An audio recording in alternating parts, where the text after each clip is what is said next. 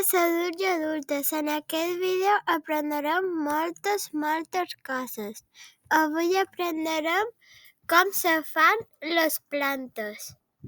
Les plantes es creen a través d'un procés anomenat germinació, on una llavor en les condicions adequades d'aigua, llum i nutrients es desenvolupa fins a convertir-se en una nova planta.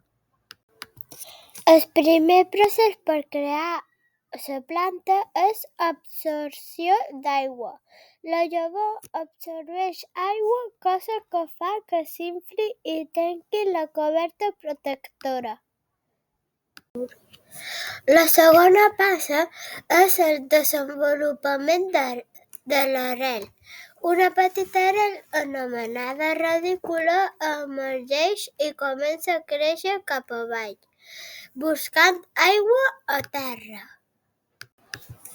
Tercera fase, creixement de la tija. La tija emergeix cap amunt buscant la llum del sol. Quarta fase, formació de fulles. Les fulles es desenvolupen i comencen a fer la fotosíntesi, procés per el qual la planta produeix el seu propi aliment. Ara anirem a la reproducció de les plantes asexuals. La primera reproducció sexual de les plantes és esqueixos. Un fragment de tija o branca d'una planta pot ser tallat i plantat, desenvolupant arrels i convertint-se en una nova planta. I la segona fase de la reproducció sexual és estolons. Algunes plantes produeixen tiges primes que s'estenen per terra i en poden sorgir noves plantes. Ja sabeu quina hora és? És l'hora de les preguntes. Primera pregunta. Com s'anomenen les dues maneres de fer les plantes de la reproducció asexual?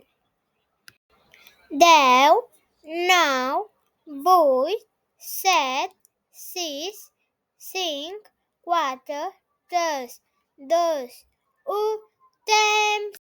La resposta a la pregunta són esqueixos i estolons. Anem a la segona pregunta i l'última.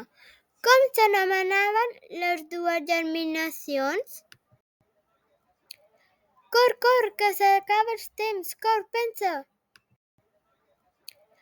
Cor, que s'acaba el temps, pensa! S'anomenaven la germinació i la reproducció asexual de les plantes. Adeu, espero que hagueu aprengut molt. Adeu!